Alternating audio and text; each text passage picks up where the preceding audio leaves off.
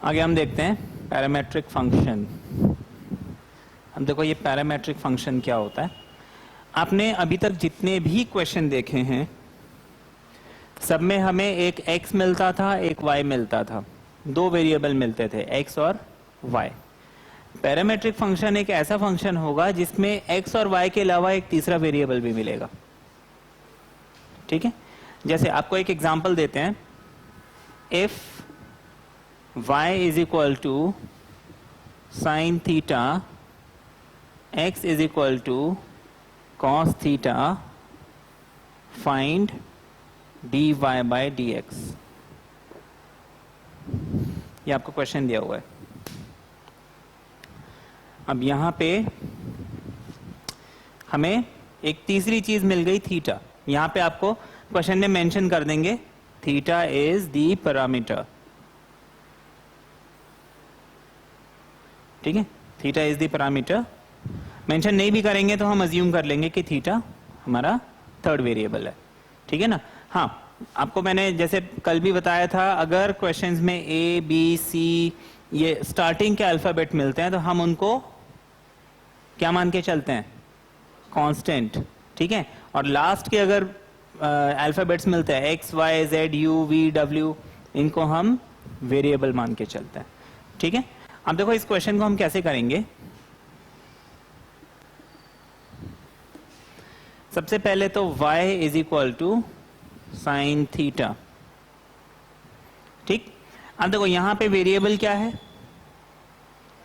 तो हम क्या करेंगे, इसको डिफरेंशिएट करते हैं। नीचे क्या आएगा,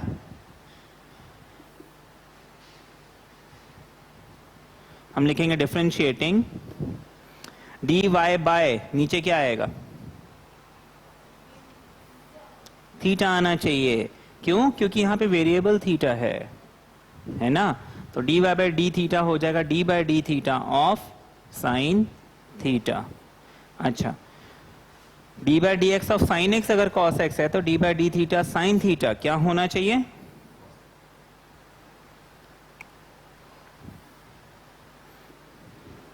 इसको हमने इक्वेशन 1 मान लिया। ठीक है, ऊपर से रब करते हैं इसे। नेक्स्ट, आपको x क्या दिया हुआ है, तो dx बाय डी थीटा, क्योंकि वेरिएबल थीटा है, मुझे क्या मिलना चाहिए, and what is cos theta,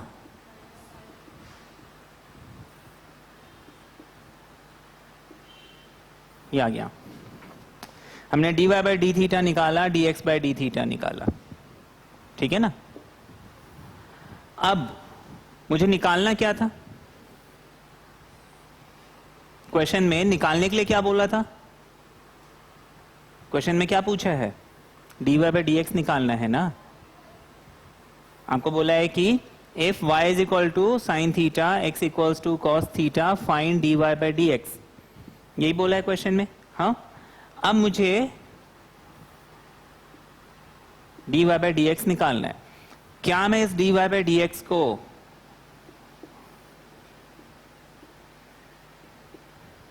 ऐसे लिख सकता हूं? देखो, इसके डिनोमिनेटर में भी डी थीटा, इसके डिनोमिनेटर में डी थीटा, ये दोनों हट जाएगा, क्या बचेगा, ये बचेगा। अच्छा, dy बाय डी थीटा कितना निकाला मैंने, dx बाय डी थीटा कितना निकाला मैंने, कितना मिल गया, तो फिर dy बाय डी एक्स मुझे कितना मिल जाएगा,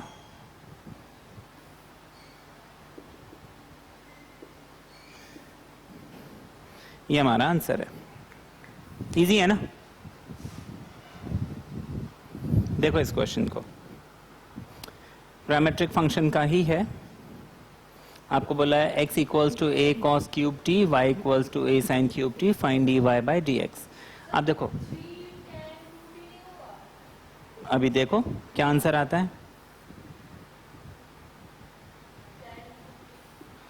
x आपको मिल गया a cos क्यूब t, तो हम लिखेंगे dx by dt is equal to d by dt of, अच्छा a तो कांस्टेंट है, इसको बाहर ले लीजिए, कोई फर्क पड़ता है?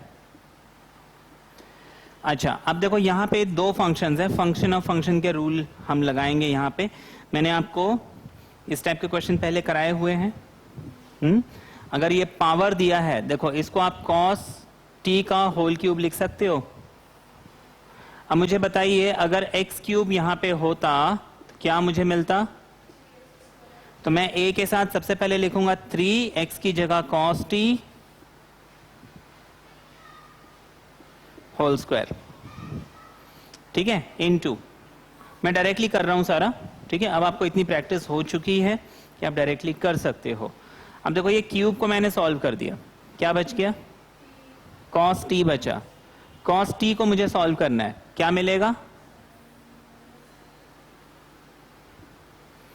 ये आपको क्या मिल गया? इक्वेशन 1 बना लेते हैं। इतना समझ में आ गया?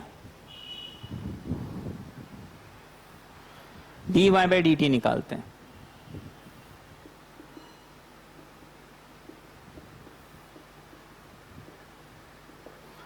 a कांस्टेंट है, बाहर आ गया। दोबारा देखो साइन क्यूब टी, इसको साइन टी का होल क्यूब लिख सकते हैं, तो 3x स्क्वायर अभी इसमें हमने लगाया था, तो हम इसको लिख लेंगे 3 साइन स्क्वायर टी। ये स्क्वायर को हम अंदर ले जाते हैं। अच्छा इसके बाद साइन बचेगा, साइन का डेरिवेटिव cos t। इतना समझ में आ गया? यहां तक कोई डाउट है? अब हमें निकालना क्या है? dy बाई डी एक्स, जो कि dy अपॉन डी टी और नीचे dx अपॉन डी टी, ये लिखना है। अच्छा dy अपॉन डी टी मैंने कितना निकाला?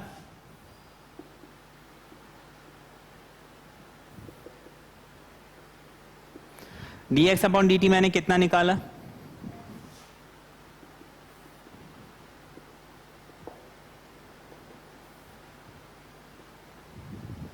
ये मिल गया। इसको सिंप्लीफाई करो, a और 3 कैंसिल, ये साइन से ये ऊपर एक सिंगल साइन कैंसिल, इस कॉस से नीचे का एक single cos cancel, minus sine बच गया, ये वाला माइनस साइन देखो बच जाएगा, साइन टी बचा और नीचे कॉस टी बचा। क्या आंसर आ गया? -tan t। ठीक है, इजी था ये।